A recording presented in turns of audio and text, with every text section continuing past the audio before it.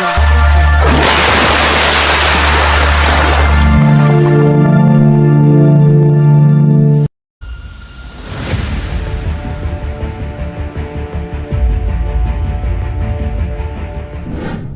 Assalamualaikum warahmatullahi wabarakatuh. Kami dari kelompok 2 akan menampilkan video pembelajaran dan produk mengenai hukum 2 termodinamika. Kelompok 2 beranggotakan Rida Amadila Khoir, NIM 2102101020030. Hanim Istifadah, NIM 2102101020035. Maulana Ardiansa Rianto, NIM 2102101020086. Amalia Rizky, NIM 2102101020088. Dan Desi Nawang Wulan, NIM 2102101012101. Pengertian termodinamika. Termodinamika adalah ilmu modern tentang panas dan kerja yang berguna untuk mengubah panas menjadi kerja. Termodinamika menjelaskan perubahan keadaan sistem akibat interaksi dengan lingkungan melalui pertukaran energi, baik secara termal maupun secara mekanik. Siklus Carnot merupakan bagian dari materi fisika pokok bahasan termodinamika. Materi tersebut mempelajari hukum termodinamika yang di dalamnya terdapat proses siklus perpindahan kalor. Termodinamika 2. Dua hukum termodinamika ini diambil oleh para ekolog sebagai basis pola pandang mereka tentang transformasi energi, perubahan keadaan dan keseimbangan sekumpulan partikel yang membentuk gas, zat cair, dan padat, terutama yang berhubungan dengan sifat termal atau panas. Prinsip hukum termodinamika 2 yang menyebutkan bahwa proses transformasi energi tidak ada yang berlangsung secara utuh. Artinya, perubahan energi dari satu bentuk ke bentuk lain pasti mengalami penyusutan dan menimbulkan limbah. Hukum termodinamika 2 biasa disebut dengan hukum entropi. Hukum entropi dikembangkan pertama kali oleh Rudolf Clausius pada tahun 1868. Menurut hukum termodinamika 2, energi yang ada tidak seluruhnya dapat dipakai untuk melakukan aktivitas. Karena itu, penggunaan energi untuk kerja tidak mungkin mencapai efisiensi 100%. Entropi adalah bagian energi total yang tidak dapat digunakan untuk melakukan kerja. Pada proses penggunaan energi yang bersifat tidak terbalikkan, entropi alam raya bertambah. Hukum kedua termodinamika menyatakan bahwa entropi atau S suatu proses dalam sistem tertutup tidak menurun. Perubahan entropi dinyatakan oleh delta S dalam kurung dq per T. Mensubstitusikan perubahan entropi ke dalam persamaan kekekalan di atas, maka ukuran pertama berubah bentuk menjadi delta E T delta S PdV. Suhu kedua di ruas kanan persamaan tersebut PdV adalah kerja yang dilakukan karena adanya proses perubahan volume atau V. Perubahan entropi delta S dapat diukur melalui pengukuran suhu T dengan termometer dan perubahan panas delta Q dengan kalorimeter. Sehingga entropi merupakan kuantitas makroskopis. Selain kedua persamaan sebelumnya, juga bisa digunakan persamaan energi bebas Helmholtz F sebagai energi yang mampu melakukan kerja, yaitu F sama dengan E-Ts. Dalam bentuk diferensial dengan bantuan kedua persamaan sebelumnya, maka persamaan energi bebas menjadi delta F min PdV min S dt. Bunyi hukum 2 termodinamika yaitu kalor mengalir secara alami dari benda yang panas ke benda yang dingin. Kalor tidak akan mengalir secara spontan dari benda dingin ke benda panas.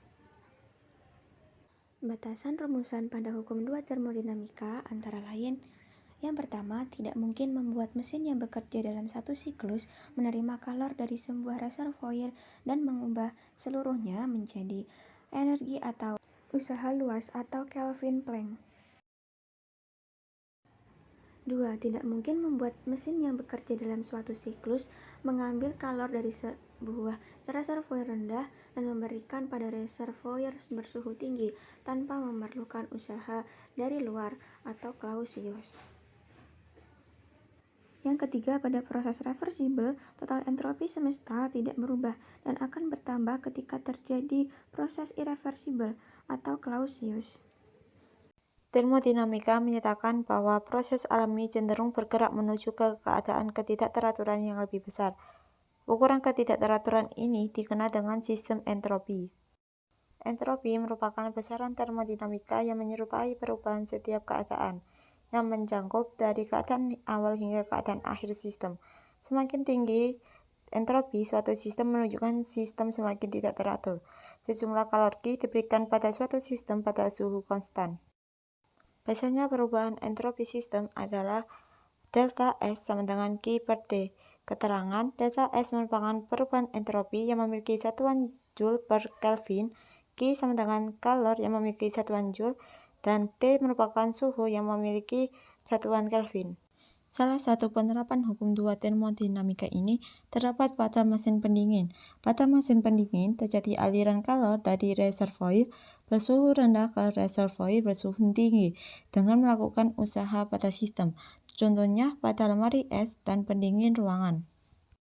Mesin pendingin mempunyai persamaan yaitu Kp sama dengan Q2 per W sama dengan Q2 per Q1 dikali Q2 sama dengan T2 per T1 dikali T2, di mana Kp merupakan koefisien daya guna, W sama dengan usaha yang diperlukan yang memiliki satuan Joule, Q1 merupakan kalori yang diberikan pada reservoir suhu tinggi yang memiliki satuan Joule, Q2 merupakan kalori yang diserap pada reservoir suhu rendah yang memiliki satuan Joule.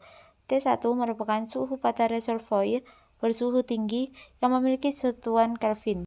Dan T2 yaitu suhu pada reservoir bersuhu rendah yang memiliki satuan Kelvin. Penerapan hukum 2 termodinamika. Motor bakar. Langkah pertama yaitu langkah isap. Di langkah isap, terbukanya klub isap dan piston turun untuk menghisap campuran bahan bakar dan udara.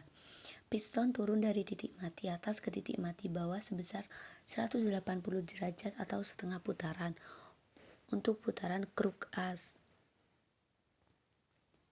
Langkah kedua yaitu langkah kompresi, di mana ketika piston sudah turun ke titik mati bawah akan dilanjutkan dengan tekanan piston ke atas di kondisi klub isap dan buang tertutup. Piston akan naik ke titik di atas dengan menekan campuran udara dan bensin dan terjadinya kepanasan di ruangan karena dipersempitnya ruangan. Piston naik ke titik mati atas dengan putaran kruk setengah putaran atau 180 derajat. Langkah ketiga yaitu langkah kerja. Pada langkah kompresi, udara dan bensin ditekan akan terjadinya percikan api sebelum seher sampai titik mati atas.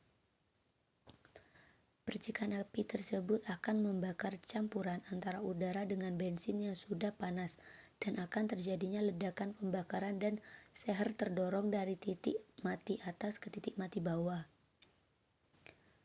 Pistol terdorong ke bawah yang mengakibatkan kruk as berputar sebesar setengah putaran atau 180 derajat sehingga menghasilkan tenaga. Langkah yang terakhir yaitu langkah buang, di mana terjadinya pembuangan gas bakar ketika proses pembakaran. Piston dari titik mati bawah naik ke titik mati atas dengan putaran setengah putaran dan terbukanya klub pesawat pendingin. 1-2 yang disebut proses kompresi adiabatik. Pada proses ini motor penggerak akan berputar yang mengakibatkan berputar pula kompresornya. Akibatnya suhu juga tekanan pada refrigerantnya akan mengalami peningkatan. Peningkatan tersebut disebabkan oleh molekul-molekul yang berasal dari refrigeran bergerak lebih cepat akibat proses kompresi. Proses ini bergerak dari uap jenuh menuju tekanan kondensor. 2-3 yang disebut proses pelepasan kalor. Pelepasan kalor tersebut juga bersamaan dengan pengeluaran panas yang terjadi pada tekanan yang konstan. 3-4 yang disebut proses ekspansi. Proses ini terjadi pada entalpi konstan dan cairan jenuh menuju tekanan tertentu pada evaporator. 4-1 yang disebut penambahan kalor. Pada tekanan tetap, penambahan kalor ini bertujuan untuk proses penguapan menuju uap jenuh. Lampion. Bahan-bahan yaitu ada kertas, lilin, gunting, korek api, kawat, dan lem. Cara atau langkah pembuatan yang pertama yaitu menyiapkan alat dan bahan yang akan digunakan. Yang kedua, mengukur kertas yang akan digunakan dengan membuat pola berbentuk seperti lingkaran. Yang ketiga, membuat bagian lampion dengan merekatkan kawat dengan kertas menggunakan lem. Yang keempat, di bagian tengah kawat diikatkan kapas yang dilapisi lilin sebagai bahan bakar lampion. Yang kelima, sebelum diterbangkan, lampion dipanasi terlebih dahulu sekitar 10-30 detik agar massa jenis udara di dalam lampion lebih kecil daripada yang di luar lampion. Selanjutnya, setelah lampion terisi udara, nyalakan kapas yang dilapisi lilin tadi dengan korek api yang berfungsi sebagai bahan bakar lampion untuk dapat terbang. Prinsip kerja lampion yaitu memanaskan udara di dalam lampion agar lebih panas dari udara di luarnya. Dikarenakan udara yang lebih panas akan lebih ringan karena massa jenis udara yang ada di dalam lampion lebih ringan dari udara di luar lampion. Lampion udara bisa terbang dengan memanfaatkan perbedaan berat udara dengan cara memanaskannya. Untuk terbang ke udara di dalam kertas lampion, dipanaskan dengan lilin hingga temperatur dapat naik ke udara. Udara panas ini akan terperangkap di dalam kertas lampion. Udara panas ini menyebabkan massa lampion lebih ringan. Udara pun akan bergerak naik didorong oleh udara yang bertekanan lebih kuat. Lampion dapat terbang disebabkan karena ada uap panas yang dihasilkan dari pembakaran bahan bakar lampion terbang. Dari uap panas yang terkumpul di dalam lampion akan mengakibatkan lampion naik karena uap panas memiliki sifat memberi tekanan ke atas. Audio Jungle.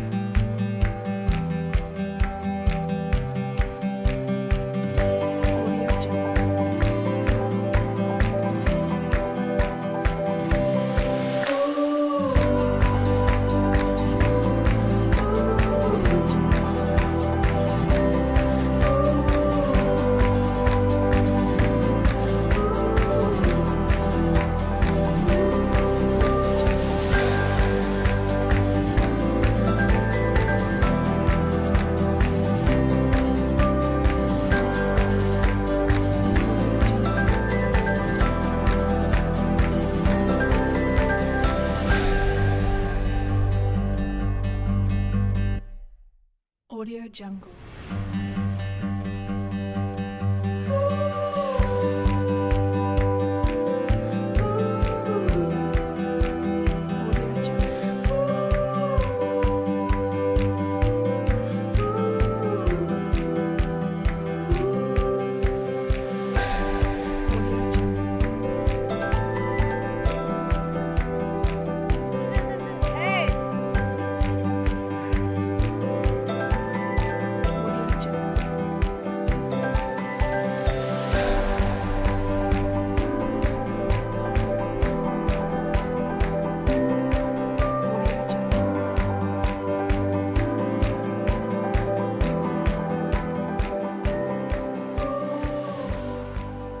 Sekian dari kami penjelasan dan produk mengenai hukum 2 termodinamika.